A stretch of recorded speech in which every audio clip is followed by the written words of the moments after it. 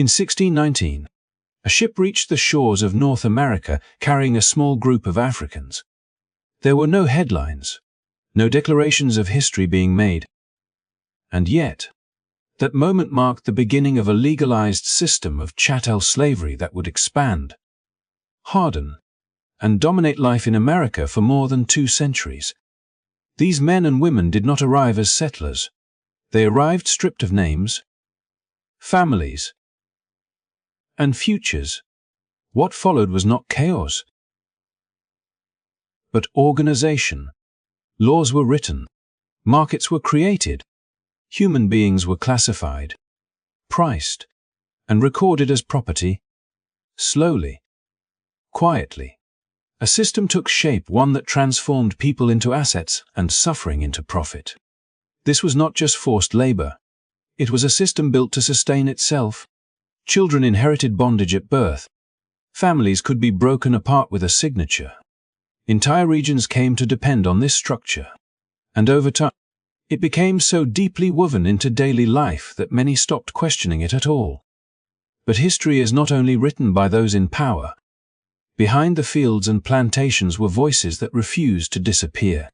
People who endured, resisted, remembered, and passed down stories even when the world told them they were worth nothing. Their lives reveal how this system truly worked and what it cost.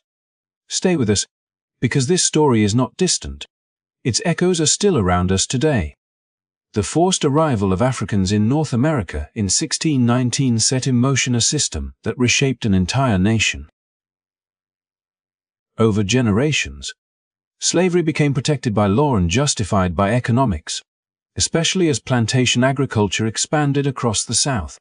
Crops like cotton, sugar, and tobacco generated immense wealth, but that wealth depended entirely on the exploitation of enslaved people.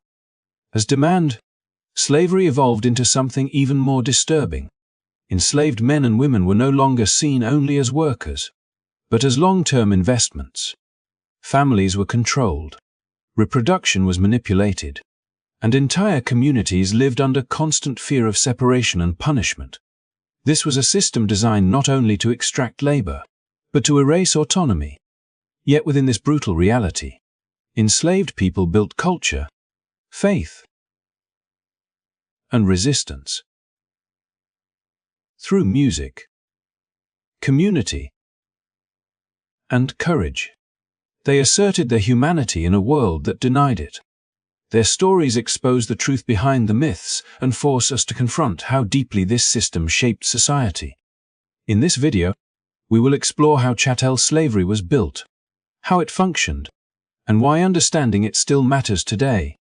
If you value honest, in-depth history, please like this video, subscribe to the channel, and turn on notifications.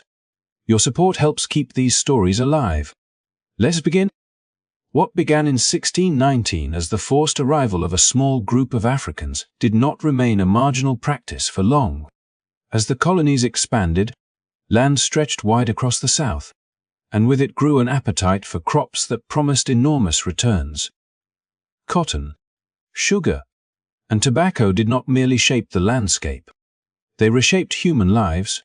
These crops demanded relentless labor, precise timing, and physical endurance beyond what any free workforce was willing or able to provide under the conditions plantation owners imposed. Profit, not tradition or necessity, became the engine that locked slavery into place. At first, enslaved labor was one solution among several. But as global markets grew and European industries hungered for raw materials, plantation agriculture transformed into a system that depended entirely on scale. Cotton, in particular, altered everything. Once machines made its processing faster, fields multiplied, production surged, and profits soared. Each new acre planted increased the demand for labor, and enslaved people became the most controllable, expandable, and reliable workforce in the eyes of those who owned the land. The Southern economy reorganized itself around this logic. tying wealth, status, and political power directly to the ownership of human beings. Sugar and tobacco followed similar patterns, though each carried its own brutal rhythms. Sugar plantations, especially in Louisiana, required labor around the clock during harvest season, pushing people to physical limits that shortened lives and broke bodies. Tobacco demanded constant attention, from planting to curing, binding families and children into the cycle of work from an early age. These were not side industries, they were the pillars of regional prosperity. Entire towns, ports, banks, and shipping networks grew around the flow of crops produced by enslaved hands, creating an economic ecosystem that made slavery appear indispensable. Over time, profit reshaped how enslaved people were seen and managed. They were no longer viewed only as workers, but as long-term investments whose value could increase or decline. Account books recorded age, strength, and productivity, reducing lives to numbers on a page. Decisions about food, rest, and punishment were calculated not around compassion, but around maximizing output while preserving enough strength to continue working.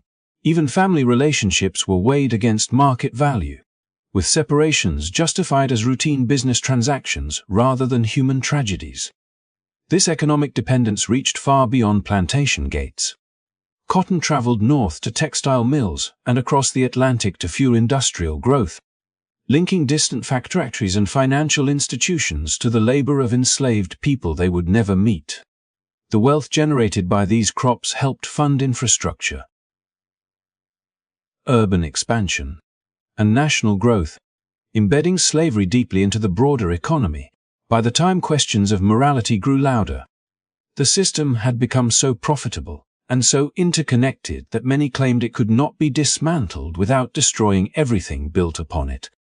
Yet beneath this carefully managed structure lay constant tension. The pursuit of profit demanded obedience, speed, and silence, while the people forced into this system remained human, carrying memories, hopes, and bonds that could not be erased. Each harvest season, each ledger entry, and each shipment of cotton carried the unspoken reality that the Southern economy was not merely built on land and crops, but on the coerced lives of millions. Understanding this connection reveals that slavery endured not because it was inevitable, but because it was immensely profitable, and profit proved more persuasive than conscience for far too long. By the late 18th century, the plantation economy of the American South was already firmly rooted in forced labor. But one invention would accelerate it beyond anything that came before. In 1793, Eli Whitney introduced the cotton gin, a simple mechanical device that separated cotton fibers from their seeds in a fraction of the time it once took by hand. On the surface, it appeared to be a triumph of ingenuity, a tool that promised efficiency and prosperity. In reality, it became a turning point that tightened slavery's grip on the land and the people who worked it. Before the cotton gin, cotton was a difficult and time-consuming crop to process, limiting how much could be profitably grown. Plantations relied on a balance of crops, and while slavery was already embedded in Southern life, its expansion faced natural constraints. The cotton gin removed those limits almost overnight. Fields that had once been marginal suddenly became valuable, and landowners rushed to plant cotton wherever the climate allowed. Production soared, and with it came unprecedented profits that reinforced the belief that cotton was the future of the Southern economy. This surge did not reduce the need for labor, as some might have expected from a labor-saving invention. Instead, it did the opposite. The faster cotton could be processed, the more land was cleared, and the more cotton had to be planted, tended, and harvested by hand. Enslaved labor became even more central, not less. Each new cotton field required more people to work from sunrise to sunset, tying human lives directly to the pace of agricultural expansion.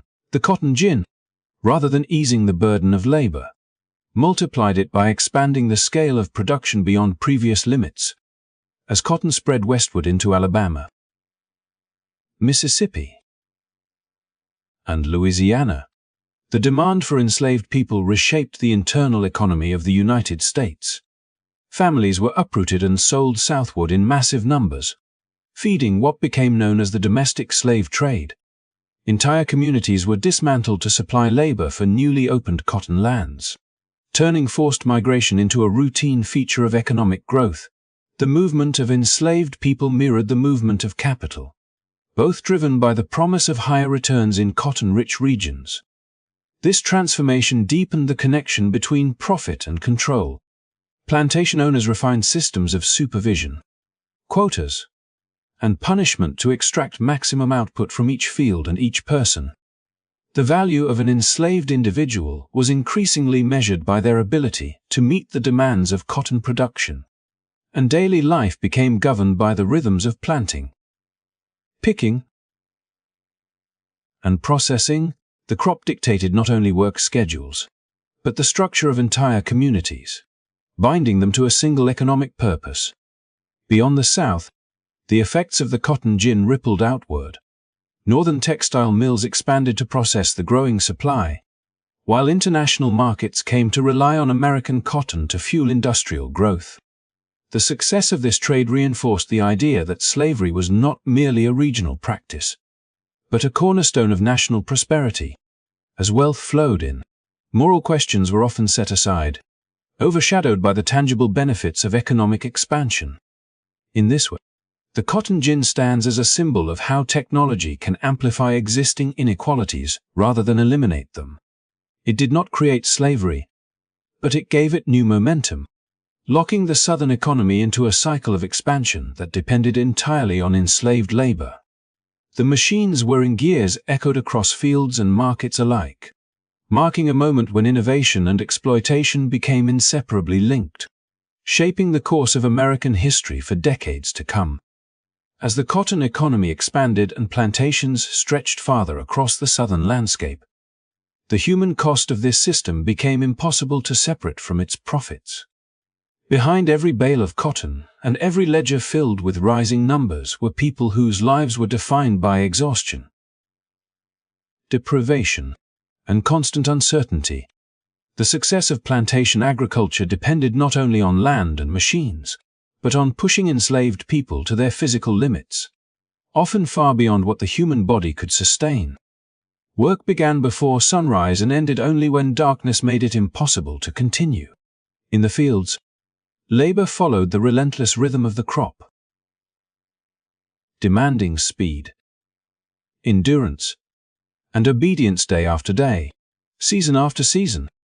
The pace intensified as cotton production increased, especially after innovations like the cotton gin made expansion more profitable. Meeting daily quotas became a measure of survival, not achievement, as falling behind often meant harsher conditions and fewer protections.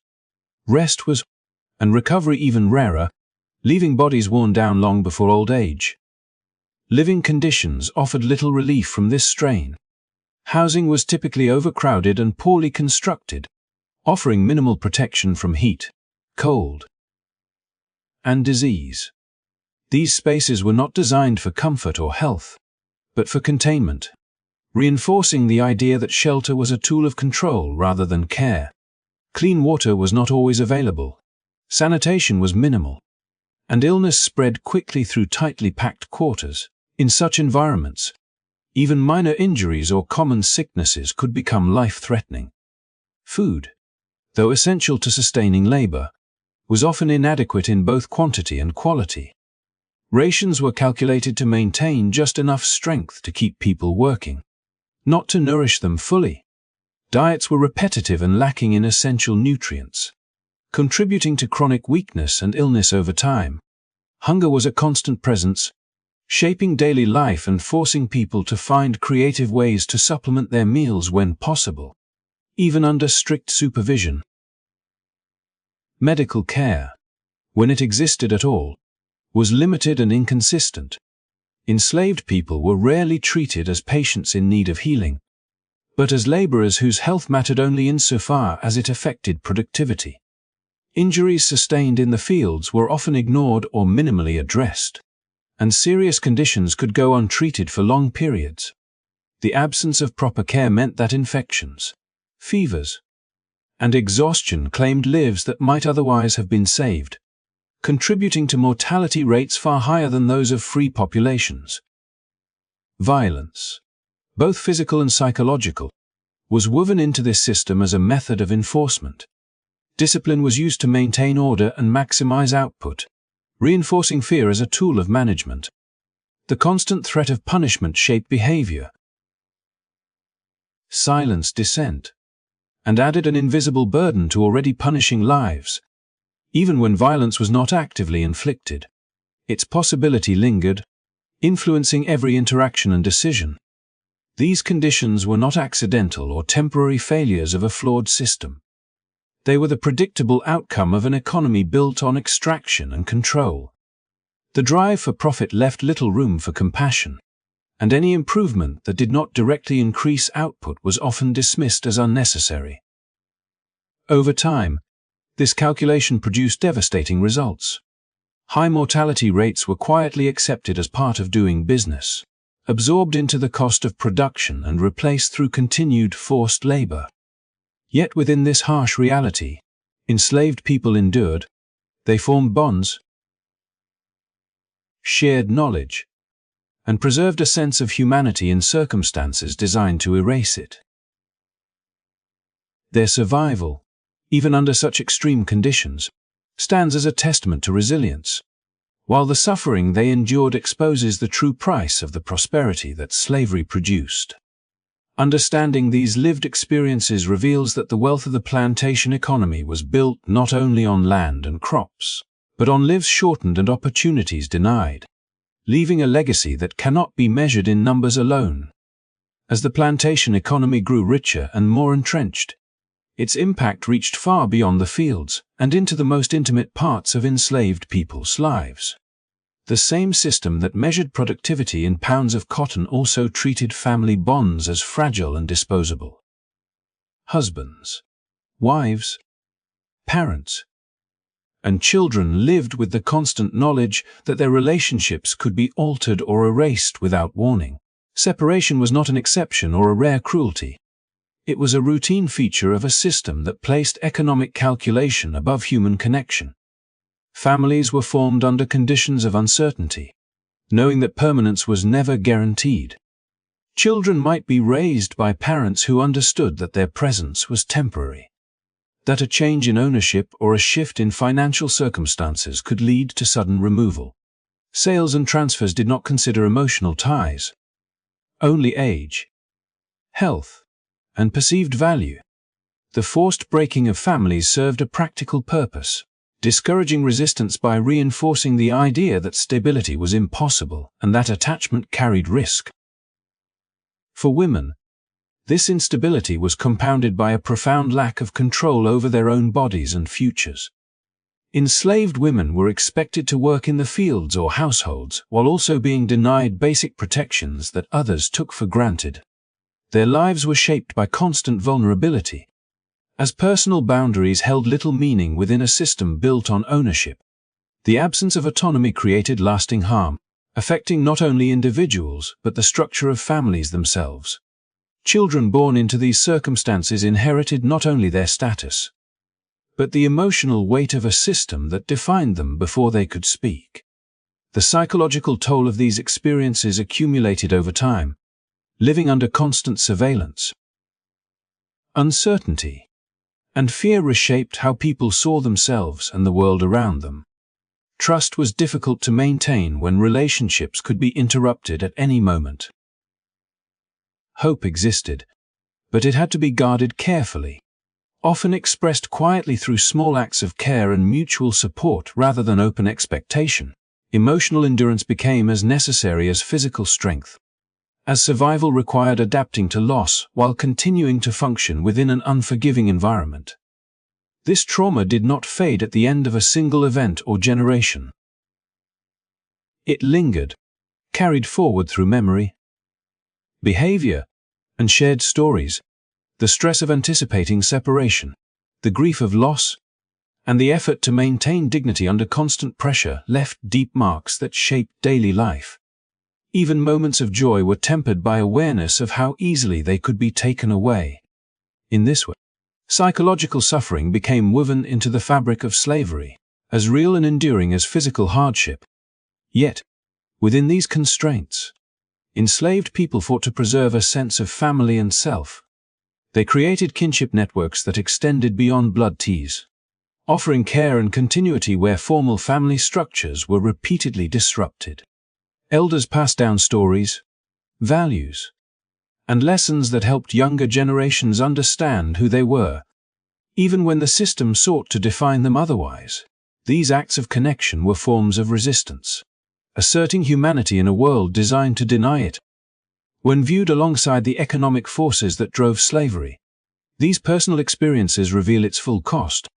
Profit depended not only on labor extracted from bodies, but on the suppression of emotional bonds and personal autonomy. The wealth generated by plantations rested on lives lived under constant strain, where loss was normalized and trauma became routine. Understanding this dimension of slavery forces us to confront it not just as an economic or political system, but as a sustained assault on family, identity, and mental well-being, the effects of which echoed long after the system itself came to an end. Despite the weight of constant surveillance, exhaustion, and loss, enslaved people were never merely passive subjects within the system that sought to control them. Resistance took many forms, often subtle, sometimes overt, and always shaped by the realities of survival. In a world where open defiance could bring severe consequences, even the smallest acts of resistance carried meaning. Together, these actions formed a continuous current of opposition that ran beneath the surface of plantation life. Much of this resistance unfolded quietly through daily labor, work slowdowns, deliberate mistakes, and feigned illness allowed enslaved people to reclaim small amounts of time and agency within an otherwise rigid schedule. These acts rarely appeared dramatic, yet they disrupted the logic of efficiency that plantation owners relied upon. By refusing to fully surrender their pace and energy, workers asserted control over their own bodies, challenging the idea that productivity could be endlessly extracted without consequence. Such resistance required coordination and shared understanding, strengthening bonds among those who participated. Cultural expression offered another powerful means of endurance and defiance. Music, storytelling, spiritual traditions, and language preserved identity in the face of a system designed to erase it. Songs carried coded messages, shared sorrow, and quiet hope, allowing people to communicate emotions that could not be openly expressed. Through these cultural practices, enslaved communities maintained a sense of continuity with their past, while creating new forms of meaning in the present. Culture became both refuge and resistance, sustaining morale and reinforcing a collective sense of self. For some, resistance meant seeking freedom beyond the boundaries imposed upon them. Escape was an act of extraordinary courage, requiring planning, trust, and an acceptance of immense risk. The Underground Railroad emerged as a loosely organized network of individuals and safe places that helped guide people toward freedom. Each successful journey challenged the assumption that slavery was an unbreakable institution, proving instead that it depended on constant enforcement and cooperation. Even failed attempts carried symbolic weight, reminding others that escape was possible, if never guaranteed. More visible forms of resistance also shaped the history of slavery. Organized uprisings, including those associated with figures like Nat Turner, revealed the depth of desperation and determination that existed beneath the surface of plantation life. These events shocked the societies built on slavery, exposing the instability that lay behind claims of order and control. While such revolts were rare and often met with harsh responses, they forced slaveholding communities to confront the reality that domination was neither accepted nor secure. The fear they generated reshaped laws, behavior, and attitudes, underscoring that resistance was not an anomaly but an ever-present possibility. Resistance did not always aim at immediate freedom. Often, it focused on preserving dignity, protecting family, or asserting humanity in ways that could endure over time. Teaching children stories, maintaining kinship networks, and caring for one another in moments of illness or grief were acts that defied a system built on dehumanization. These forms of resistance sustained communities across generations, ensuring that values and memories survived even when formal freedoms did not. Seen together, these acts reveal a fuller picture of life under slavery.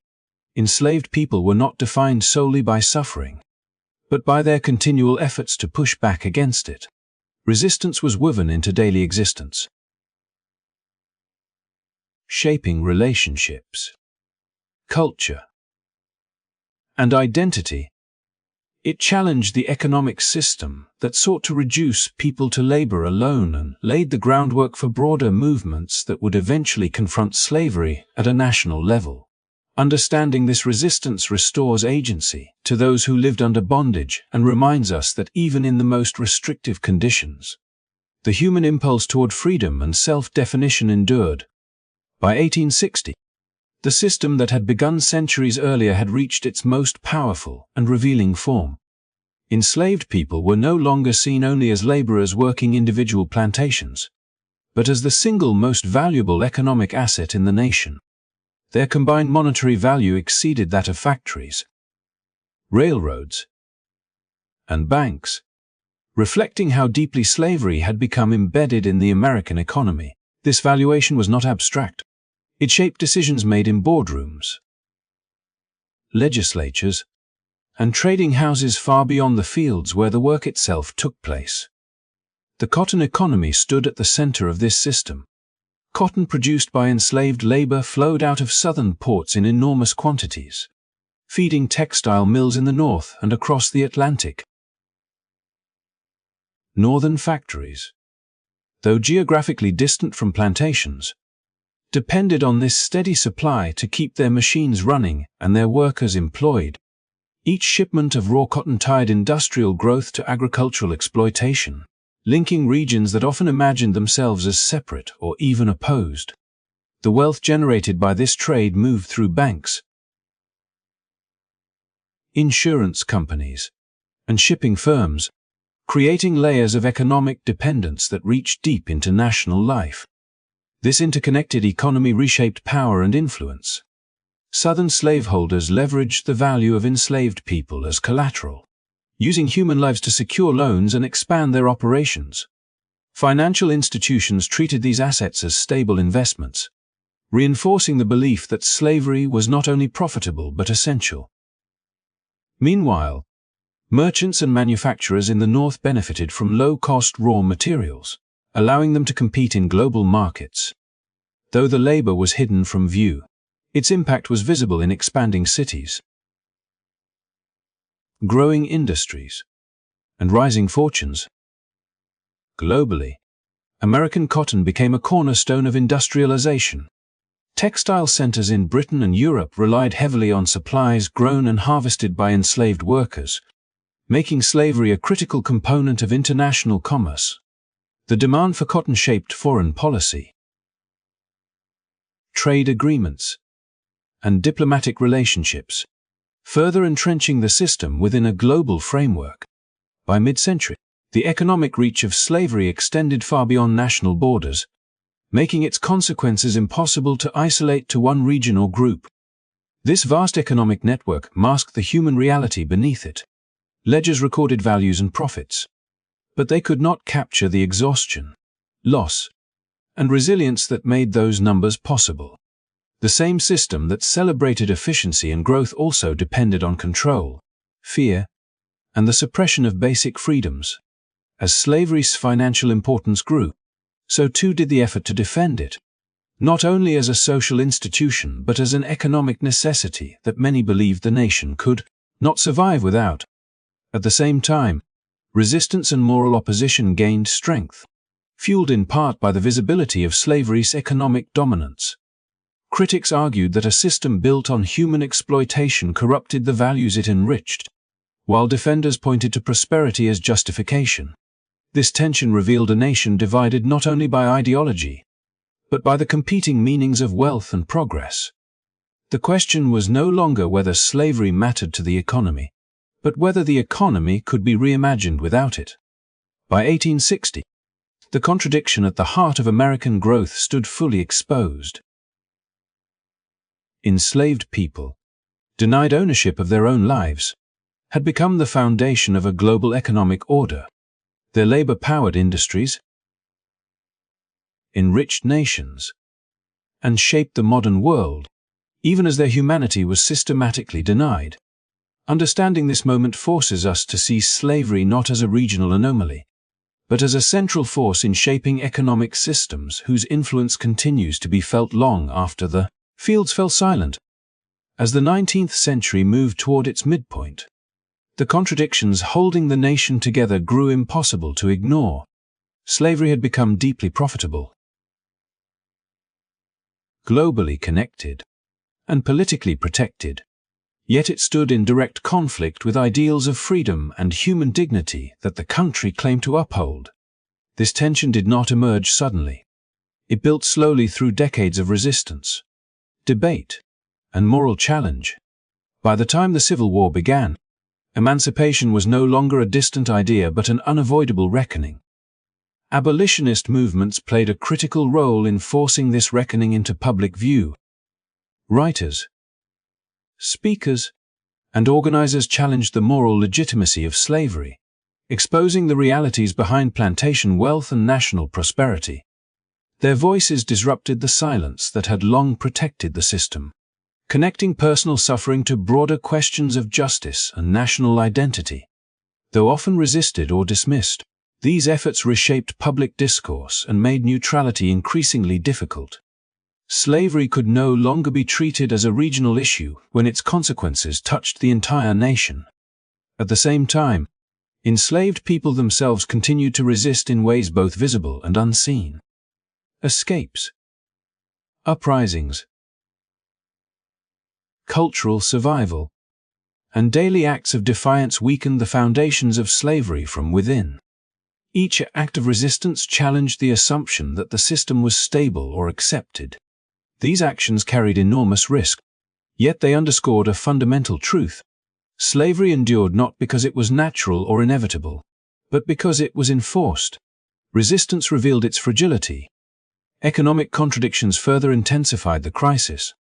The same system that generated immense wealth also created dependence, inequality, and political imbalance. As new territories expanded westward, the question of whether slavery would spread with them became a source of national conflict. Compromises offered temporary relief but failed to resolve the underlying issue. An economy built on human ownership could not easily coexist with one moving toward industrialization and free labor. Without constant friction, the Civil War emerged from this convergence of forces, not as a single cause, but as the breaking point of a long struggle.